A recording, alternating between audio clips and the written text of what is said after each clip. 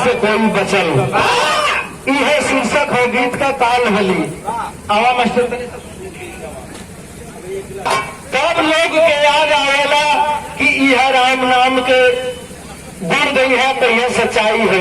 सिकंदर कह दिया कि देखेंगे लोग दुनिया के तो समझ जाएंगे सिकंदर इतना बलशाली प्रतापी धनवान था, चक्रवर्ती था, लेकिन जब इस दुनिया से जाने लगा तो कुछ भी लेकर नहीं गया। तब यह लिखल गई कि मुट्ठी बांध कई बा जईबा हाथ पसारी होनहारी कोई कतारे ना करी। यही से कहानी के शुरुआत भई। राजा विक्रमादित्य बड़ा शौकीन रहा, शिकार खेले थे।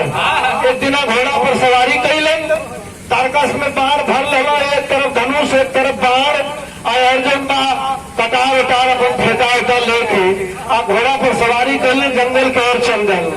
जब चलल हो तो का भया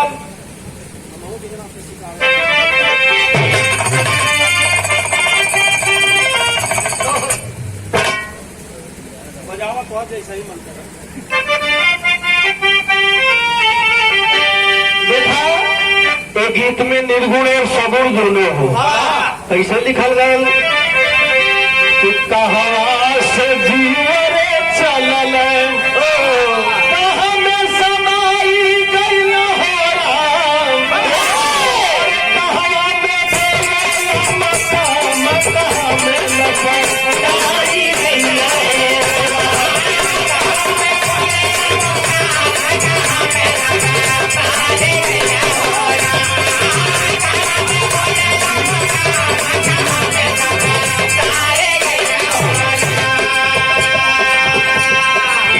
राजा विक्रमादित्य बलकारिया विपिन विजय आई गई हो राम,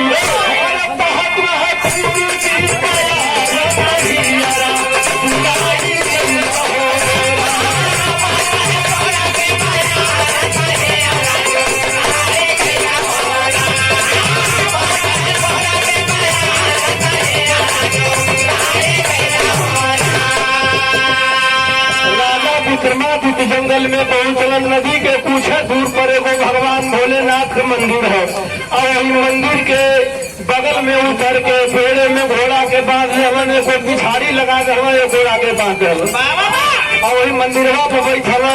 आप घोड़ा से चढ़ के गई रहन, दौड़ाओ खुरुआ का हवा बहत बा, और जैसे ही तनी शरीर रेस्ट रहे तो कबो कबो अखरिया उनको बंद हो जा।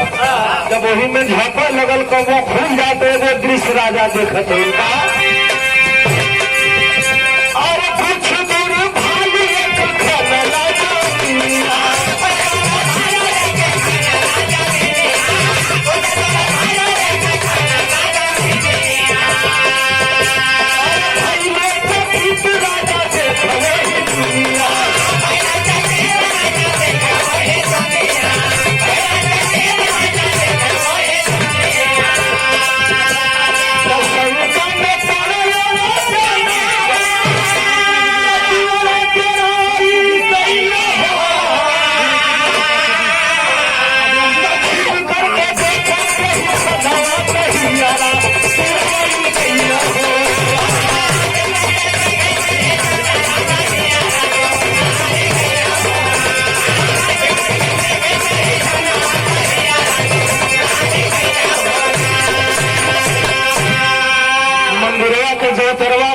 विक्रमादित्य बैठल हो, कबो कबो पुरुआ का हवा ले तखिया बंद हो जा, कबो खुल जा।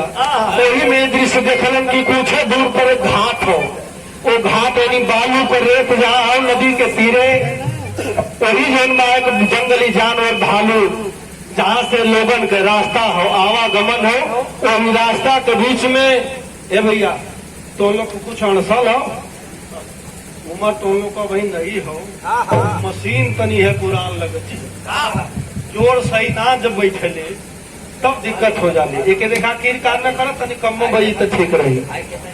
जैसे देखलन है कि भालू है तो जोन बालू के रेत खनत हुआ आवागमन रास्ता करे पर दू को शब्द भाई आवत हो। राजा यह देखत हो कि अगर दोनों ही है कई भालू जंगली जानवर है, कहीं ऐसा हो तो दोनों ही के मार देखत हो तब गीत बदल के मार।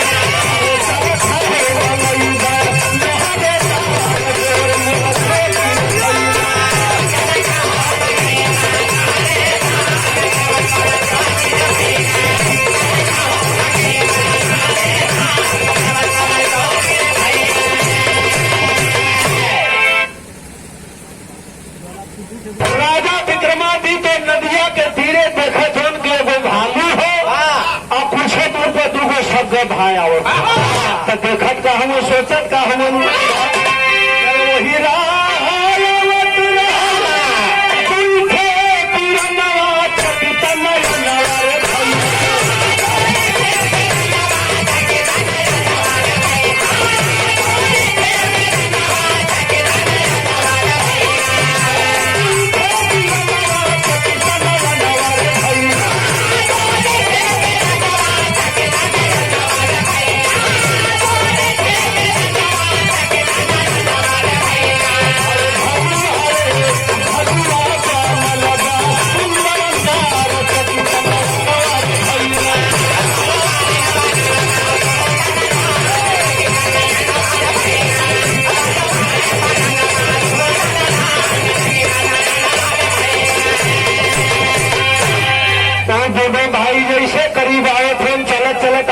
बातचीत करे थे वो लोग तो निगाह थोड़ा हट गई तब ले भालू जौन अपन रूप बदल के परिवर्तित करके 16 वर्ष के सुंदर कुआरी कन्या का रूप धारण कर ली एगो सुघर लड़की का रूप धारण कैले हो। आज अभी राजा विक्रमादित्य देखल कहल कि वही कुछ क्षण पहले भालू रहो आई लड़की का रूप धारण हो गल तब ले दोनों भाई करीब में आ गए। जब देखल बड़ी खूबसूरत लड़की तो वो दोनों सोचे थे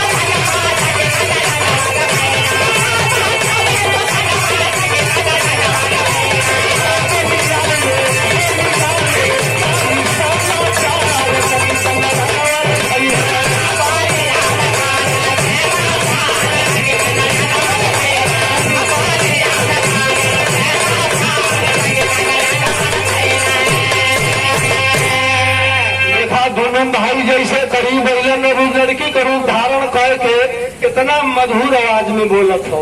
राजा विक्रमादित्य जी के भाई भालू रहता लड़की का रूप धारण कैला देखी तो अब का होला। आज जब दोनों भाई आ गए तो फिर कहता हूँ कि देखिए अब का ही करे। आज जब दोनों अला न देखा बहुत खूबसूरत लड़का सोचत हो कि दो बातें से हम बतियाए ले छोटका सोचते तो भैया तनी टर जीते तो हम ही समाचार पूछ लेती। दोनों सोचत खोचत तो लड़की के करीब पहुंचल है बड़ी खूबसूरत बा। इन लोग तो भाई सोचत विचारत हो तब लड़की बड़ी मधुर आवाज में कलश किए जी हम बड़ा देरी का पियासल है हमके तनी पानी पिया देता लोग नहीं तो हालत फाटत हो और जिंदगी हमार चल जाये। अच्छा तो दोनों में एको ना सोचत हो कि नदी के बहता पानी पवित्र जल हो नदी किनारे ही पियासल है एको बेर ना पूछत हो। बड़का सोचत हो कि हम जाओ जल्दी लेके पानी आ जाए छोटका सोचत हो कि हम जाई तो बड़का से आदेश ले तो छोटका के भैया हम जाए तुम यही खड़े रहो मैं जाता हूँ और कमंडल में पानी लेके आता।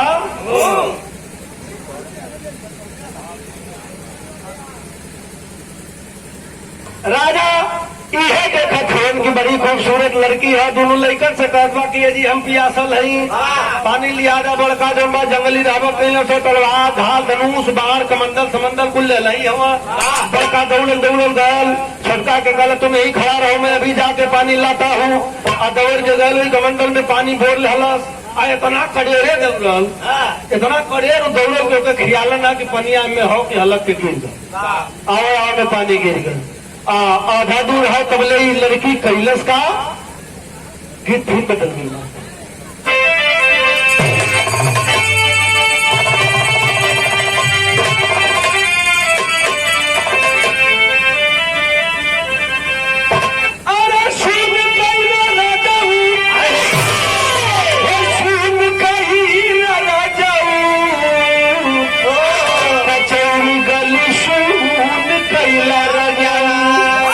मिर्जापुर के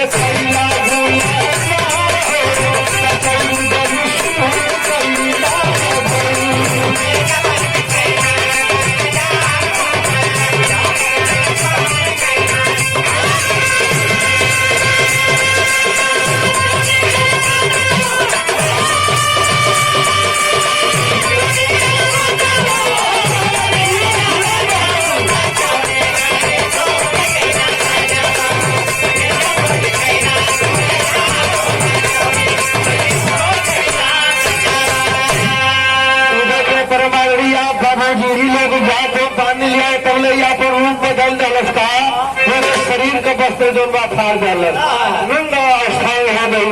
जब बड़का भाई आयल तो छोटका के देखले डांटे तो कि तुम्हारी ये हिम्मत, तुम ऐसा काम कर दिया।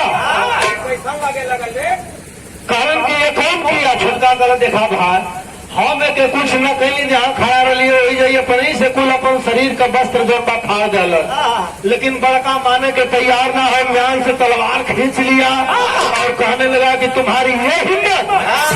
छोटका समझाओ तो भैया मान देता, कैसे रो के समझाओ तो बड़का भाई के का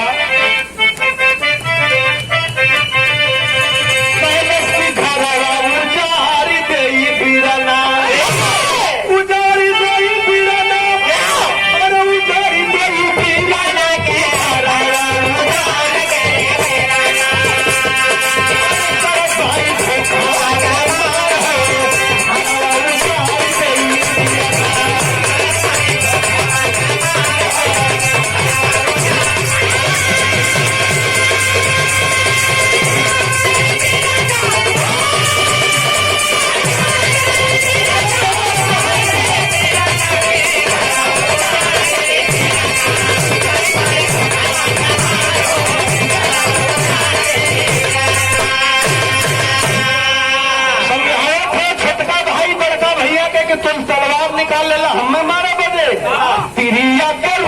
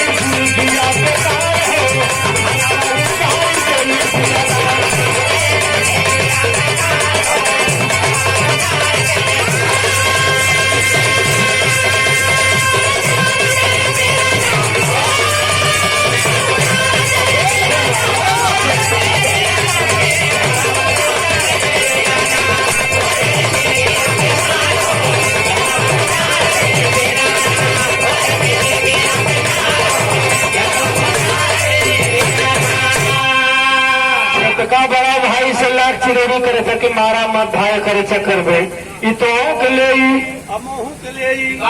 पूरा खंडनवा साफ कर दो एक चक्कर में मत पड़ा। लेकिन मानत का अब उन्हें बहुत सवार हो गए हो, तलवार निकाल लिया। बड़ा भाई और छोटा भी गुस्सा होकर निकाल ले। बड़का अपने तलवार से छोटका के गर्दन पे, छोटका अपने तलवार से बड़का के गर्दन पे, दोनों साथ में ही मरलन, एक दूसरे के सर धड़ अलग हो गए। राजा विक्रमादित्य देखल कल भालू रहे, जब भालू से लड़की भेल तो दो जने के जान रहा। तबले देखते हो तबले रूप बदल दलस। फिर वो रूप बदल के जो बात तुरंत नागिन का रूप धारण करके नदी के पानी में हिल गई। नदी के पानी में घुसल तो यार धुन भी बदल गई मास्टर।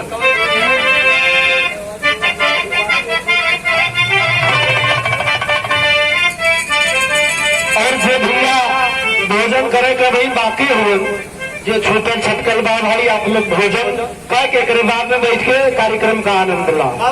कैसे मास्टर?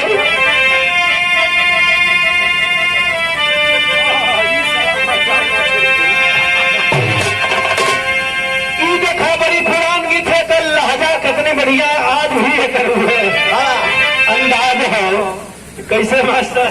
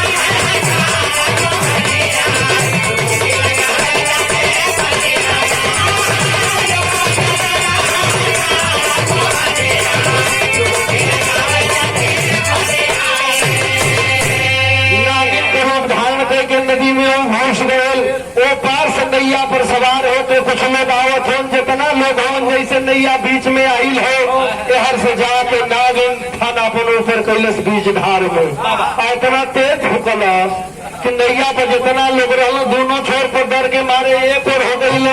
आज जब एक और हो गई नैया एक तरफ बझेल भेल तो वही पानी में कलच गई, बीच धार में नैया डूब गई। अनगिनत लोग नैया पर हलन मर गई। राजा ही देखल बदलल भेष ढालू से नारी भेल तो दो भाई का हत्या कैलस। दोनों लोग गई और नागिन के रूपी धारण करके जब हेलल पानी में तो पता नहीं कौ लोग नैया पर सवार रहलन, नैया डूब गई, लोग भी मर गई। और वही से जौन बा जैसे नैया डूबल तो जब वो निकले लगल तो क्षण मात्र के लिए राजा सोचे थे, तब तक अखिया बंद हो गई। और जब अखिया बंद हुई तब फिर दूसरा रूप धारण हो गई। तीसरा रूप धारण का हो गीत लास्ट हो बदल गई। कैसे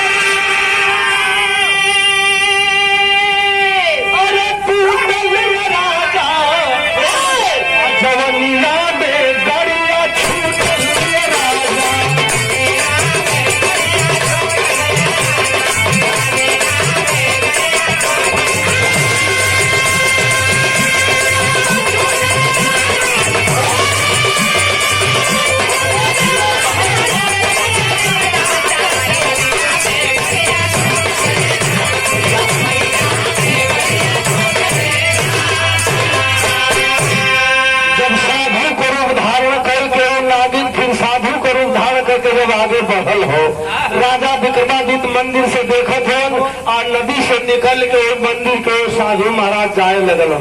बड़की बड़की दाढ़ी हो, बड़का जटा हो, यार जम्बा त्रिपुंड लगल है माथे पर और मोटका मोटका माला हो का बेहया कहला के रुद्राक्ष वह पहले हो। सरसा ले ले वो हाथ में और लेके मंदिर के जब खन खन खन खन खन खन खन खन कर चल रहा तब जौन बा राजा विक्रमादित्य जौन बा उनको हाई टूट गई। अब वही मंदिर के चबूतरा से उतर के एक बाद में तुरंत तर्कस से बाढ़ निकाल के और धनुष पर चढ़ाए चढ़ाए के और जौन बा साधु महाराज से आवाज देते का कहलन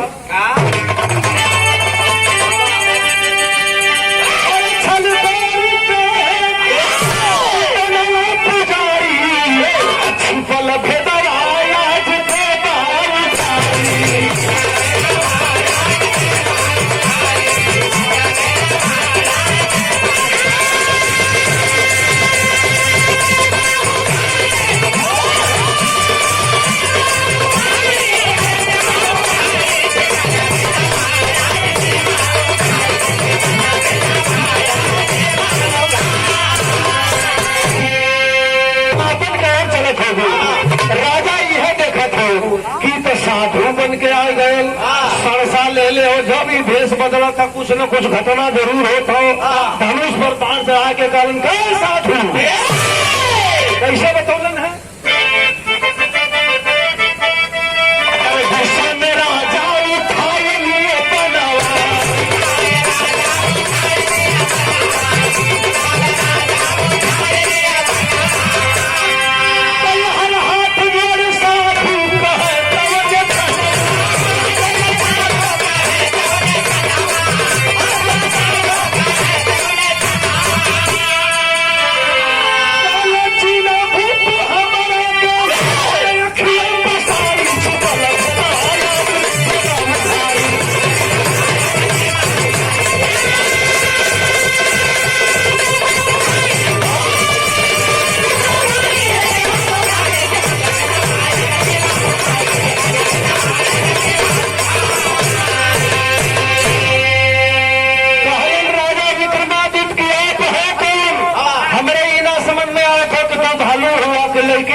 सर्प हुआ कि साधु हुआ समझ में नहीं आए थे। साधु महाराज बताए थे गए रागन पहचान में मुझको का बतौलन है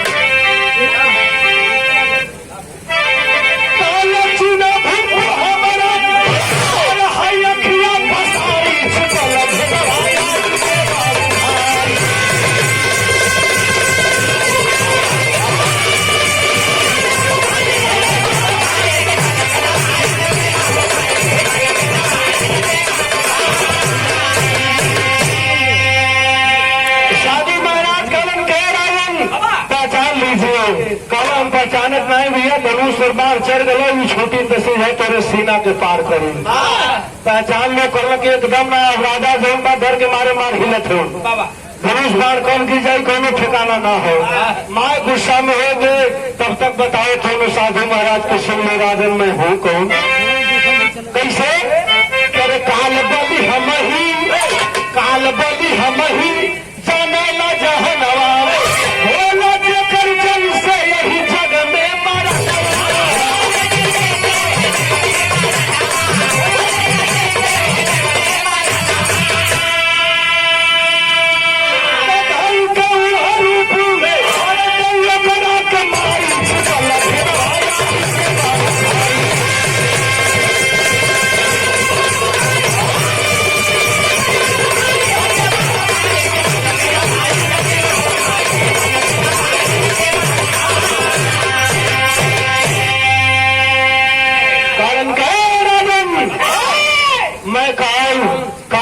गाल से कोई बचा नहीं मैं काल हूँ जिसकी जिस रूप में लेखनी है उसी रूप में आता हूँ इस दुनिया से लेकर के जाता हूँ जब सुनले में राजा विक्रमादित्य धनुष बाण तनले हूँ मारे दौरान धनुष भी गिर गई बाण भी गिर हाथ से सोचे थे कि हम थमले हैं पूरा दम चाप के कहते कि सही सही बता दो नहीं तो मार दूंगा महाराज काल महाराज कहना कि अपना धनुष और बाण उठा लो राजन जब नीचे की ओर देखना कि तो सर्वा गिर गए धनुष बाण दोनों पता ना हो हाथ जोड़े तो गनगन गनगन कापत हो पैर हिलत हो जैसे फाउंडेशनवा पे बांधल जला इंजनवा टक टक टक टक टक टक वही तरह राजा मार हिलत हो कहना कि कहा साहेब ये महाराज हमारा टाइम हो गई हो कहा कहना आपके पास अभी कुछ वक्त है तो राजा देखा कैसे भुलवाओ थे महाराज के काल महाराज के कहते हो कि राजा जी बहुत टार जम्बा साधु महाराज जी घोड़ा हमार हो 11 साल का टपका रेस वाला हो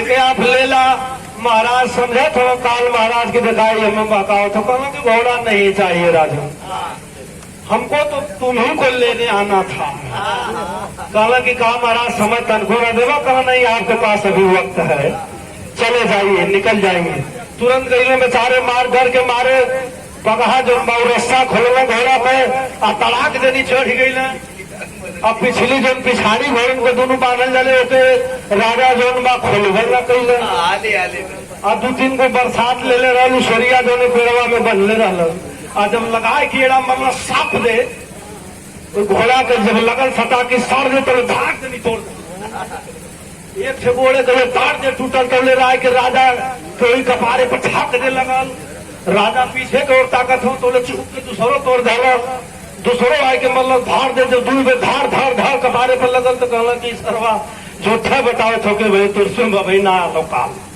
बाद में आई जूठे ले लसी आज पीछे देखला कहला कुछ देर और रुकीला तो हम में गड़बड़ कर देला मगर सटा की साड़ दे जैसे घोड़ा भागे लगल पाड़ पाड़ पाड़ पाड़ वही पीठी पर लगल जात हो राजा जात जात दुआरे में अपने राज को रंधरा गए धाय दो मिट्टी गए देखले राज को लोग कहना राजन को क्या हुआ कहना पहले ले चला सो घुसरा के हवा का आज देखा महारत कर रहल हो कहना बड़वा के पछड़िया तो साहब खुले ना है आपके दूसर के मारत रहल कहना बड़ी गलती हो गई पहले के मालिश करा सो जान बचा ले समाज अब वही 2-4 शोर मारी के जो कुशल हो गया नहीं तो बड़ी बुराई हुई मान गए वही जो है लड़ गए कि नहीं काल के गाल से इस दुनिया के लोग नहीं बच सकते हैं काल महाराज वही समझा दे लास्ट लाइन बताओ